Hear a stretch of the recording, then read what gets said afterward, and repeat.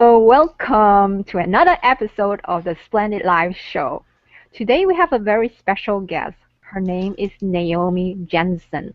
She's the creator of the Remindfulness app, author of the forthcoming book, How I Cured My Depression, the 6 Steps I Took When I Barely Cared Enough to Try, and an EFT Universe certified practitioner and coach. Having spent 25 years in Hollywood as a successful television writer, producer, before shifting her attention to personal growth and energy psychology, she specializes in helping clients to see themselves as characters in a story that they can change, and then empowering them to make those changes with tapping. Welcome, Naomi. Thank you. Thank you for having me. You're welcome. So, I'd like to ask you, about tapping, because I had read about tapping. It has been touted as a cure for PTSD, post-traumatic stress disorder. So, is there research to support tapping as a cure for PTSD? Well, there actually is a lot of research. There's a growing body of it, and there's a push right now to get tapping to the veterans. And there's a project called the IraqStressProject.org, VeteranStressProject.org, and it was originally to deal with veterans from Iraq. And it's a network that allows people with PTSD to go and get tapping help for free or at a reduced price. So practitioners volunteer, and the vets can go to this website and get that help, so that the goal is to have it be offered in VA hospitals, and then there are all kinds of studies going on that measure not only the cortisol, which is the stress hormone in your body, to see before and after tapping whether it's actually been reduced, and those studies have been done and presented to Congress, and money has actually been allocated for tapping research based on the incredible results that came from those studies that were done. But EFT and tapping is being taught to people in the military on an unofficial basis, and it's quite widespread. It's being taught to people who are troops going over, so that they can deal with the stresses when they happen, because it's been proven that it is so effective on vets that come back and might have all kinds of terrible symptoms. There's actually an index that lists the kinds of symptoms to whether you're qualified as having PTSD, and when independent psychologists look at measure these indexes before and after treatment, they find that the PTSD is significantly reduced. And there's all kinds of information about that on the internet. And you can actually watch videos of practitioners working with vets, and you can watch people who are so traumatized by memories they don't even want to think about, that they're shaking and really kind of drawn in, and they have night terrors, and they're drinking, and psychotic episodes, and blackouts, and all these kinds of things. And then you can literally see them shift over the course of a few sessions to where now they can easily talk about what happened as if it was a movie that they're describing, and they report that even 6 months later they're sleeping through the night, their relationships have improved, they're not drinking anymore, they don't experience the night terrors, etc. So there's plenty of evidence, and it's really easy to find. Okay, so in the course of your explanation, you mentioned EFT. So I'd like to, clarify that EFT means Emotional Freedom Technique, and it's also another term for tapping. So they mean the same things, right? Yes. So the other thing I wanted to ask you was, do you have to believe in it for it to work? Absolutely not. We know, because of advances in brain research in the last literally kind of 3 years, we know why tapping works now, and there's a scientific basis for it. It's been studied in universities all over the world. And these studies are ongoing in the process of getting it recognized as as a treatment that can be covered by health plans, which is the ultimate goal, to get it to as many people as possible that way. But up until we knew why it worked, it still worked. And I mean, I've been doing it for about 6 years now. And it was always fun to do tapping with somebody, especially that was really skeptical, because it looks so funny.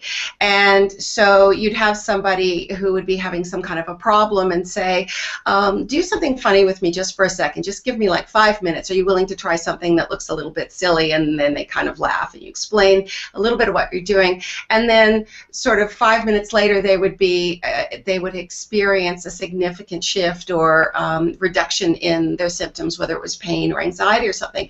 And the look on their face was always priceless. So it's always worked. It's been around about 20 years, and yeah, you definitely don't have to believe in it to work, because it has a physical basis.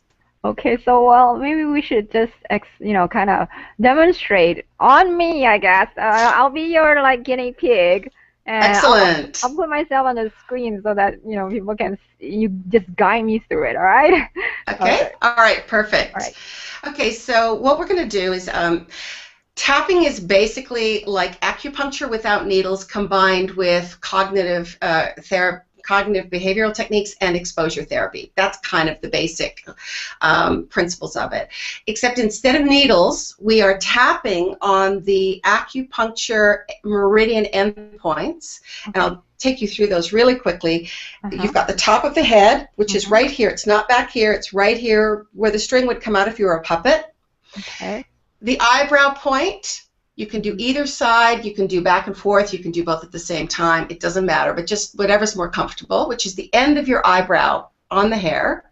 Okay. The side of the eye, it's on the bone ridge right here. It's not back here on the temple, and it's not on the corner of your eye to make you blink. It's right on the bone.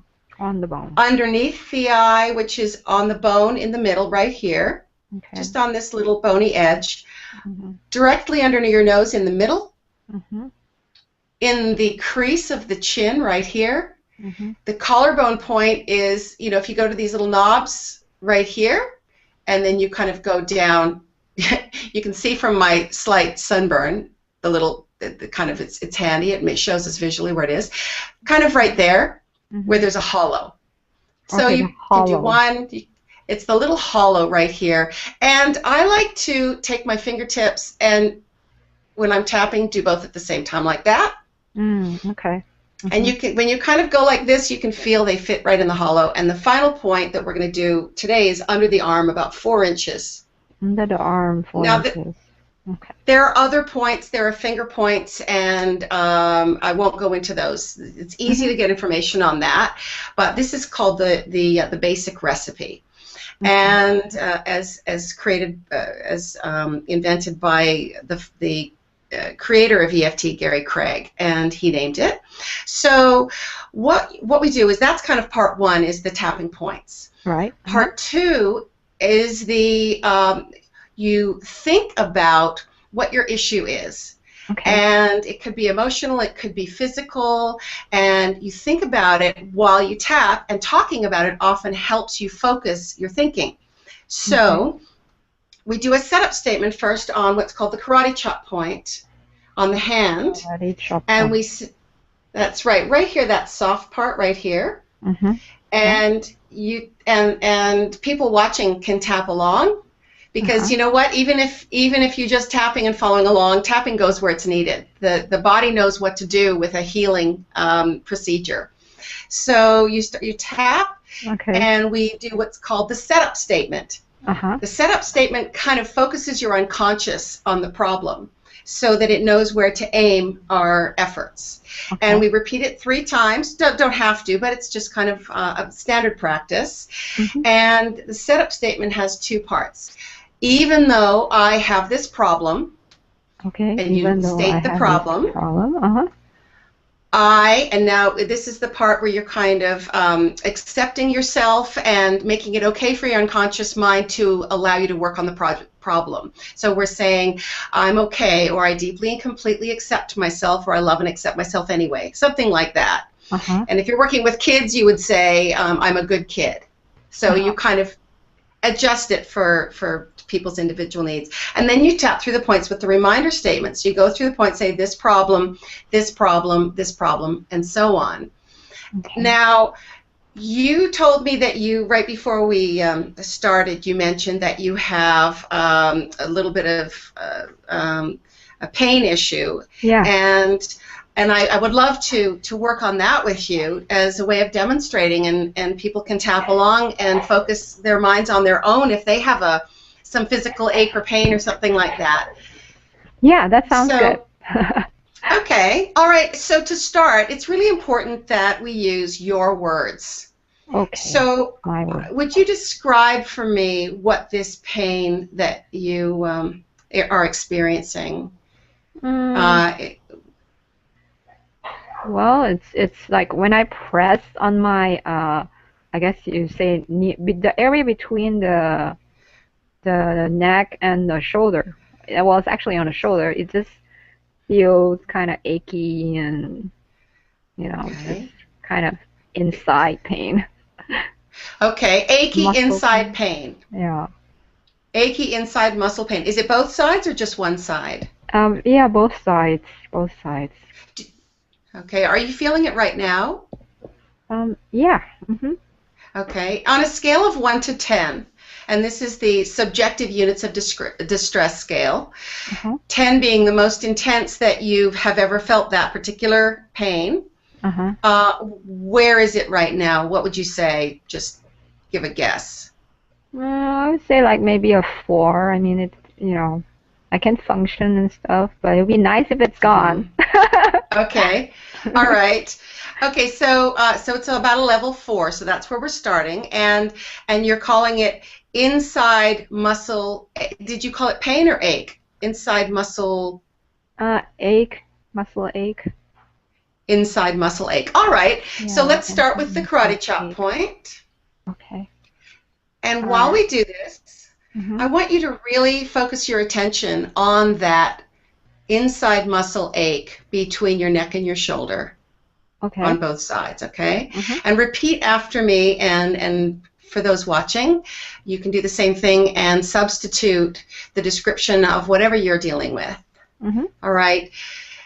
Even though I have this inside muscle ache. Even though I have this inside muscle ache. Between my neck and my shoulders. Between my neck and my shoulders. I deeply and completely accept myself. I deeply and completely accept myself. Even though I have this inside ache. Even though I have this inside ache. In the muscle. In the muscle. Between my neck and my shoulders on both sides. Between my neck and my shoulders on both sides.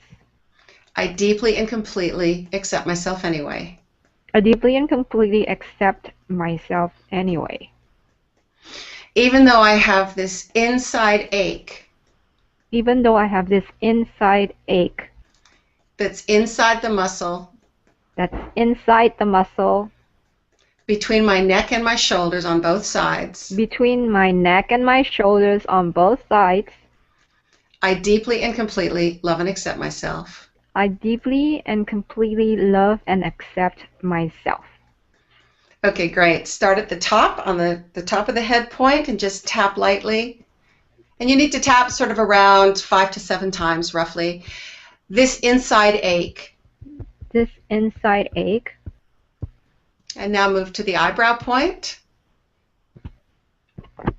This inside ache in the muscle. This inside ache in the muscle. And then side of the eye, this inside ache in the muscle. This inside ache in the muscle. Under the eye, feeling this inside ache.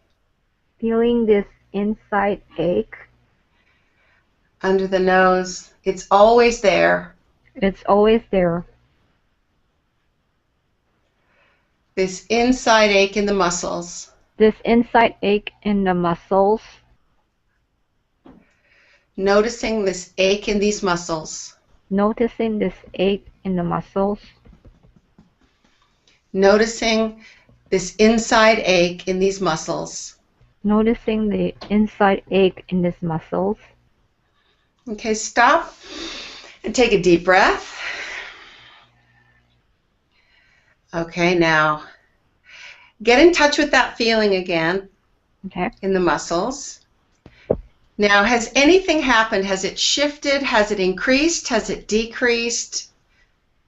It has decreased. Oh.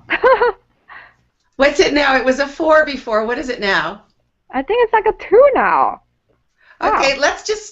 let's now what we do is we call a remainder statement. Oh, okay. A Okay. remainder segment. Okay.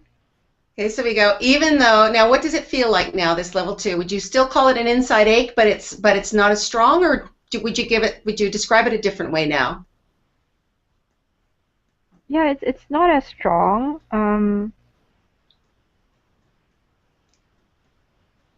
Yeah, it's not really. I don't know why I don't want to call it inside ache anymore.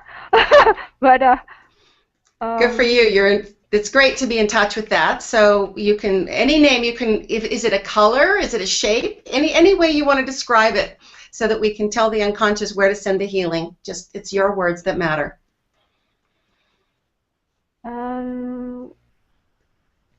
Like I guess tension. Okay. More of like a tension. Okay. Or tension here. Yeah. Okay. Even though I have this remaining tension here. Even though I have this remaining tension here. I deeply and completely love and accept myself. I deeply and completely love and accept myself. Even though I have this remaining tension. Even though I have this remaining tension. I deeply and completely accept myself anyway. I deeply and completely accept myself anyway. Even though I have this remaining tension. Even though I have this remaining tension. It's not as bad as it was. It's not as bad as it was. I don't want to call it an inside ache anymore. I don't want to call it an inside ache anymore. It's just this tension here. It's just this tension here. I deeply and completely love and accept myself anyway. I deeply and completely love and accept myself anyway. Great, top of the head. This remaining tension here. This remaining tension here. Eyebrow point. This remaining tension here. This remaining tension here. This remaining tension here. This remaining tension here. Under the eye, this remaining tension. This remaining tension. Under the nose, this remaining tension in my shoulder muscles. This remaining tension in my shoulder muscles. What's left of this tension. What's left of this tension. This level 2 that's left. This level 2 that's left. Collarbone point. This level 2 that's left.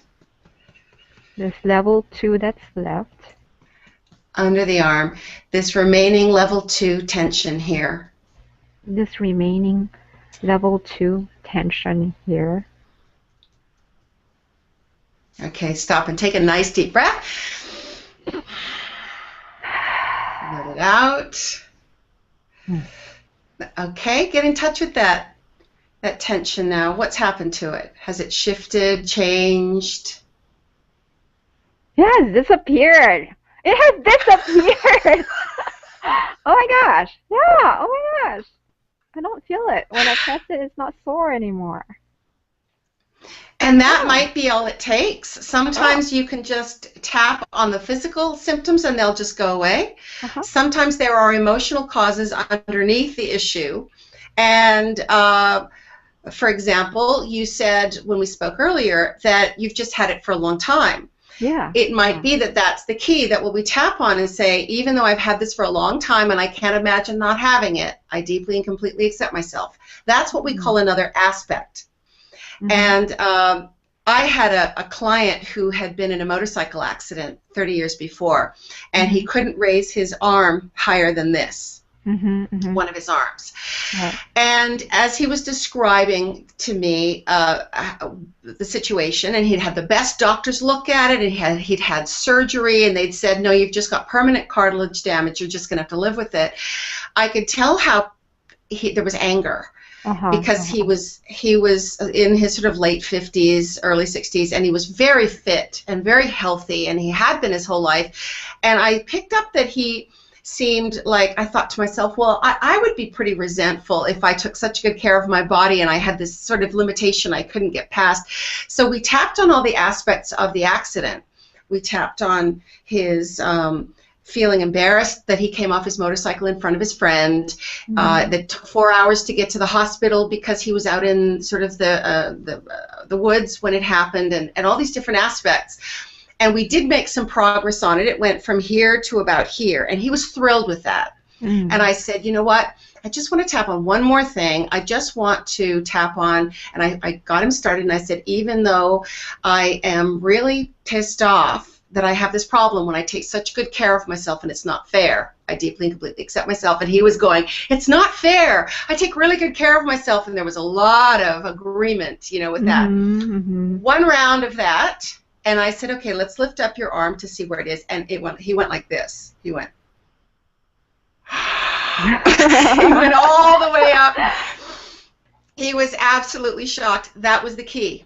So we made progress on the pain and the limitation, and I can't move it past here, etc. But it was the feeling of it's not fair. I take such good care of my body that I'm stuck with this limitation. That's what released it all the rest of the way. So the original accident caused the problem, but his emotions about it were holding it in place, and that's what we can address with tapping. So actually, maybe you can explain more about this, like you know, why did we focus on the negative statements when we're tapping? You know, I mean, we usually learn about like affirmations, positive, whatever, you know, and then we're saying, oh, we're feeling so bad. That is a very, very good, very important question, because you're right. We do have this focus on affirmations, and that's fantastic, and it has its place, and it's very important. But if you think of a glass of muddy water, that's what our unconscious mind can be, and that muddy water can be all the ideas and limitations and limiting beliefs and traumas that we've had in our lives. And that unconscious mind is 94 to 96% of our mind. Our conscious mind is only 4 to 6%. So we are saying affirmations with our conscious mind, which is kind of like taking a glass of muddy water and trying to put clean water into it. So what tapping is about is dumping out that muddy water, and then we can fill up the glass with clean water. So we focus on the negative because it's those negative things that we need to resolve, that we want to. These negative thoughts and beliefs and ideas are like tapes playing. And you have to kind of reach over and shut off the tape recorder, you know, push the button, to use, you know, old analog technology as an example. But you actually have to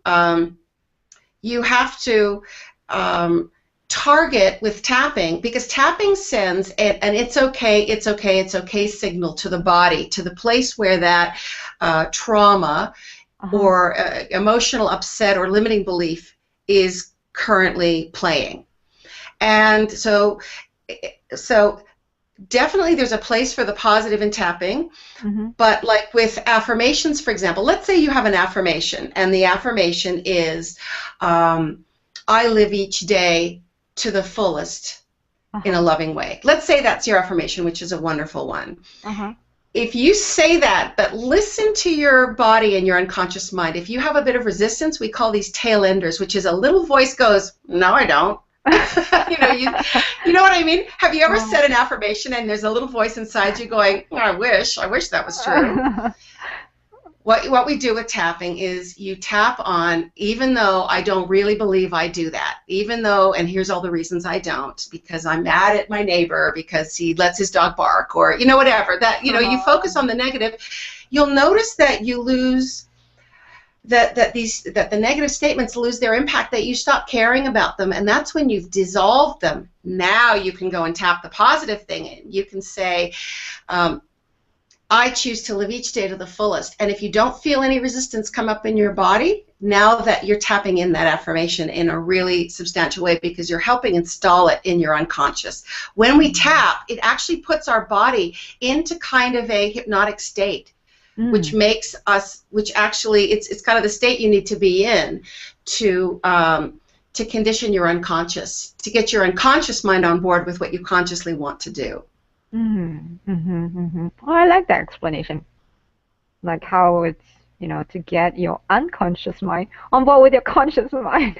Yeah, I like That's that. true, and especially when I have clients that have done a lot of personal growth work, and or a lot of spiritual work on themselves. They're often kind of surprised and a little dismayed at first when we work on an issue that they thought they dealt with. And they find that there's still a lot of emotional power behind it, because when you start tapping, like I said, you're opening up the doorway to your unconscious, and your unconscious, up it comes, and you'll be, you know, have a client be crying about something that they thought that they had put behind them.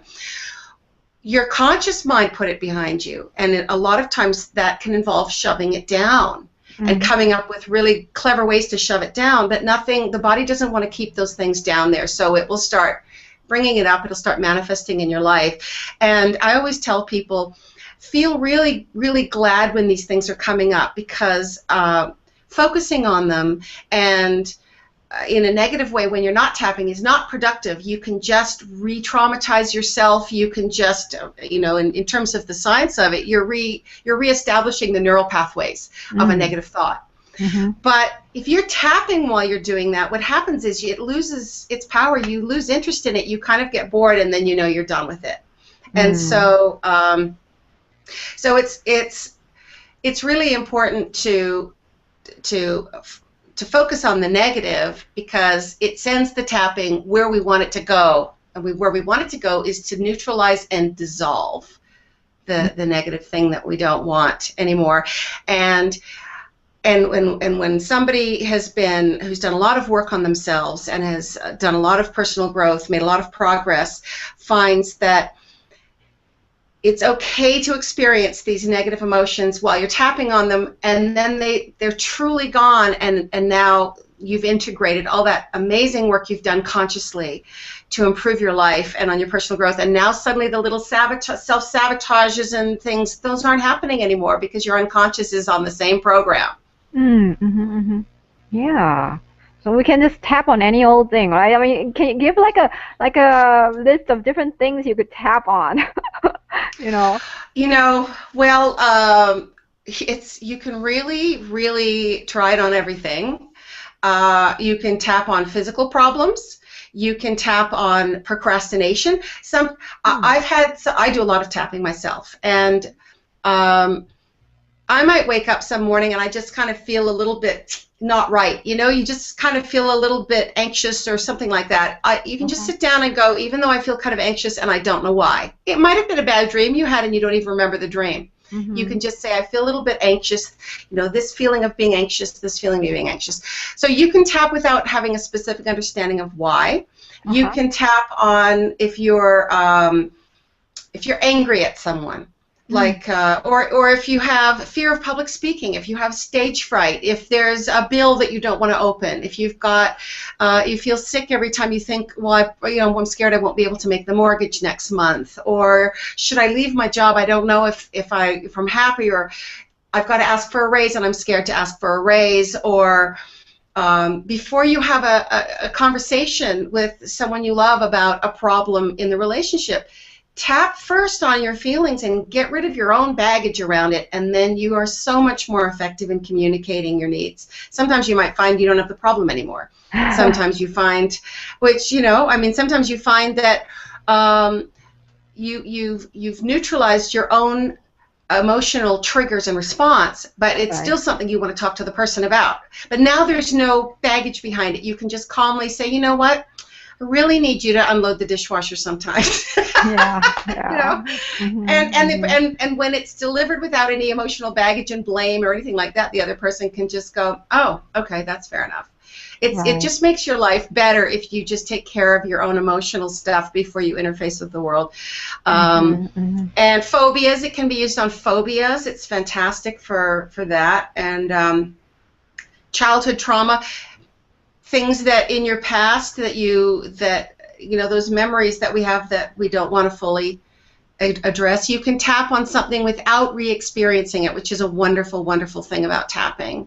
I have clients who've had childhood trauma that's really, really severe, and they don't even want to think about it. So you can actually do what's called gentle techniques, which is you tap on the memory without even remembering it. Just say I have a bad Why? memory and something like that, and then. Yeah. And you might say, even though I have this bad memory that I don't want to think about and I don't have to go there, and I'm going to put that memory next door, or I'm going to put it on the moon. I've had clients put a bad memory on the moon and then tap on it, even though I have this bad memory that's sitting on the moon in a box, and I'm not going to go near it. And then they get to the point where they can bring it a little closer, a little closer, a little closer. Then they get to the point where it's neutralized enough that they can open the box, they can look at the memory, and then even though they don't have to, and I won't make them, they'll want to talk about it. They'll just want to talk because they can't even believe that they can talk about it, let alone think about it after it's been sort of there in their kind of cooking away in their unconscious mind, affecting their daily lives in untold ways. And it's really beautiful to see that happen. Yeah. Yeah. Wow, this is amazing. So, I just want to know, like, if somebody were to start tapping, do they, need a practitioner to help them, or, can they just go watch some videos online and try to just do it? I mean, will it be effective at all, even if they just follow somebody and they are just tapping along? Tapping is something that our bodies naturally tell us to do. So if you think of the fight or flight response in our body as something that we think of associated with the primitive brain that we probably had, before this part of our brain that got all smart and made us invent tools and things came along, it makes sense that we would come with a shut-off switch for the fight or flight response. And what it is when you see people kind of go like this, or you see people go like that, or you see students kind of, they'll take a pen or something and they'll be studying and they'll be going like this. Ever seen that? Yeah, yeah. Because all of that stuff, or people will, with a child that's crying, just tap them on the head, which is actually a wonderful thing to do with a crying child who's hurt themselves or something. Just gently tap. So the answer is that it doesn't have to be really complicated. If you just do that tapping, you will get some relief, some results. How effective you want to be then depends on how good your technique is. And there is technique to it, and there are people who have tapped and say, oh, it didn't really do anything for me. Usually the problem is that they were tapping along to scripts and they weren't modifying them and customizing them, because it's really, really important that when you're tapping, you are focused on your own problem if you want results with that problem. So you were saying that people could do this themselves, or they could seek a practitioner when they need a more like, I guess, fine-tuning of their technique. Yeah, Right? if you're working on something and you're not getting any results, then it's a good idea to go to a practitioner, because then they can maybe see things that you're not seeing in yourself that you need to tap on. And we also learn a lot of different techniques, like these gentle techniques I mentioned, that can be great shortcuts or help you with issues that are too traumatic to deal with on your own. So I recommend both. I recommend working on your own, and when you need to, work with a practitioner. Some people don't want to work on their own. They just want a practitioner to kind of guide them through, and that's fine too. So, how can they find a practitioner? Sorry, how can they find a practitioner? To work with. I know you're a practitioner, right? So your website is www.ozfreedomtechniques.com. So OZFREEDOM TECHNIQUES.com. Why is it called That's right. Oz Freedom Technique? Because I'm here in Australia, and the company is called Freedom Techniques, and so it's Oz Freedom Techniques is it's just making it, because there's another company called Freedom Techniques, which is completely different. So we called it Oz Freedom Techniques to Okay, so Oz for differentiate. Australia. All right. Yes, exactly. And I have clients all over the world, and I see and I primarily work with Skype. I do see clients one-on-one, Uh-huh. but those are people usually that travel from Sydney or something, because I'm 2 hours outside the city. I live in the country. But yeah, most of my clients, we tap just the way you and I just did now. And it But worked perfectly. yeah, I mean, it does. The only thing, if I'm dealing with someone who's dealing with a really deep trauma, Mm-hmm. sometimes if they'll start to get into the emotion of it, and they stop tapping. And if I'm there in person, I can reach over and just gently tap on the top of their head so that it keeps the tapping going at the sort of apex of their emotional reaction. But other than that, if I'm working with someone on Skype and the same thing happens, I just gently remind them, keep tapping, and that usually helps them. So, and if people want to see a practitioner in person, absolutely want to see someone in person, and they don't live, close enough to give me a call, go on EFTuniverse.com. And there is a EFT. list of certified practitioners. You'll find one in your area. Mm-hmm. And these are practitioners that have been properly trained, and they have a very rigorous standard. EFT Universe is the certifying body that is also responsible for instigating a lot of the clinical trials and things, Mm-hmm. and Mm-hmm. involved with getting EFT recognized so that it can be covered by health plans. Yeah, that's awesome. So actually, I wanted to ask you about your story. So how did you get started with tapping? Well, I've been introduced to it by a friend of mine about 10 or 12 years ago, and I just thought it looked so weird. She started to show, and I'm pretty open-minded, but I don't know, it looked kind of irrelevant to me. And it was about 6 years ago that a series of personal, just kind of crises, and I don't know if you've experienced the same way, that they kind of build. So you'll have something kind of bad happen, and then you kind of cope a little bit, or you cope in not such a good way, and then something even worse happens a little later, and it builds and builds, and the crescendo was kind of my personal ground zero.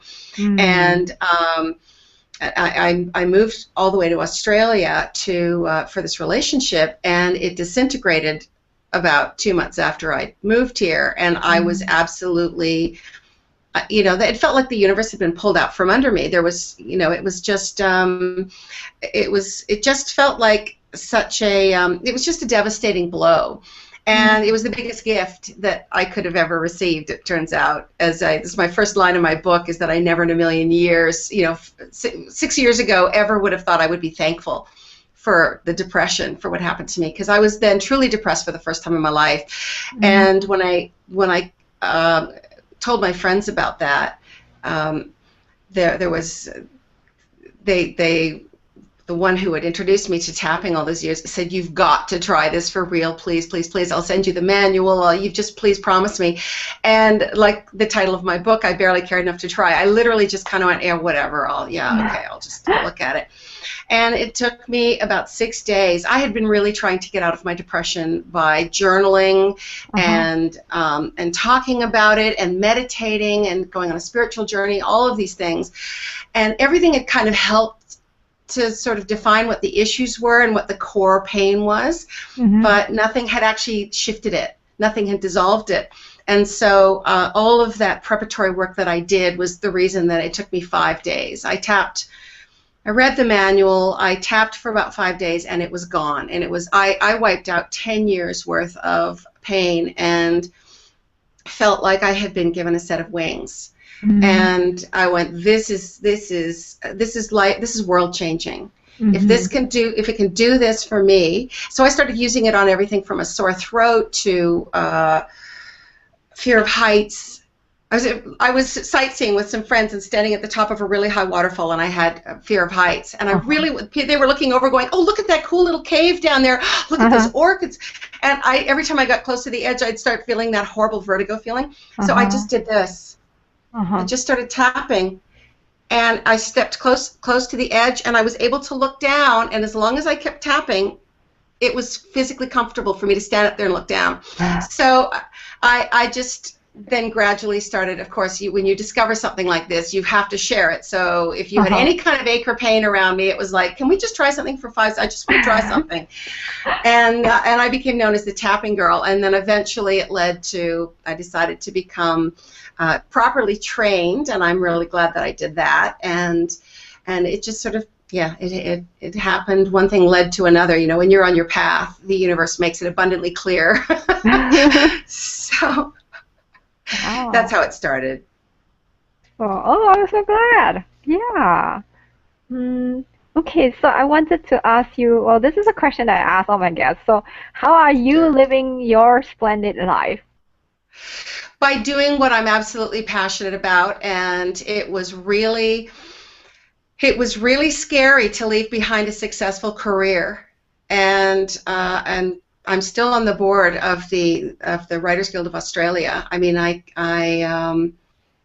let them know that I'm stepping down in May when my 4-year term is up, and to so completely leave behind the thing that I've done my entire adult life and move into something so different. Although I am incorporating, like in my program, Your Blockbuster Life, I'm incorporating television series creation and applying it to people's lives so they can create their best life. Right. And so I've used tapping to kind of get myself over that initial fear and, you know, fear of the unknown, and to really tap into who I am, what do I feel I came here to do, and to make decisions based on what my heart wants rather than just habit or things that have been prescribed. So I'm living in the countryside. I made the move about 4 years ago, and tapping definitely helped me make that move, because I was just in such a joyful place when I had released my depression that I was like a kid in a candy store. It's like discovering who I was.